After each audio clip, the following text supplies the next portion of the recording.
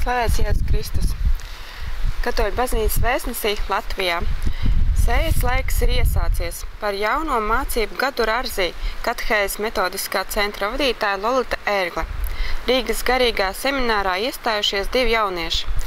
Īpašs laiks jauniešiem – raksts par Oasis nometni. 41 studenti šogad sāk mācības Rārzī. Alūksne saturies. Jaunieši nāk no 21. līdz 23. septembrim Vidzemes jauniešu dienas. Aktuāli. Baznīca ģimenei, ģimene baznīcai. Priesteris atbild, vai mūsu Dievs ir orākuls. Pārdomām par svētdienas svinēšanu. Intervija. Aicinājuma rekolekcijas, jauniešu liecības. Ja grauds zemē iekritis nomirst, tad tas nes daudz augļu.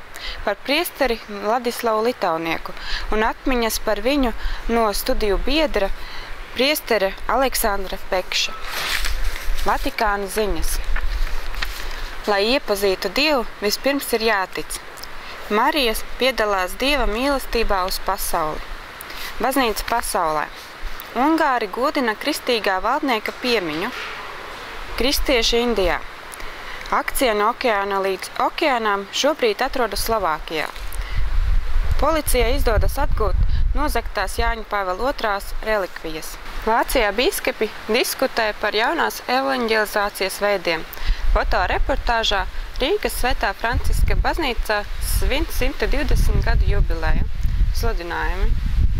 Rīgas katoļu ģimnāzijā 20.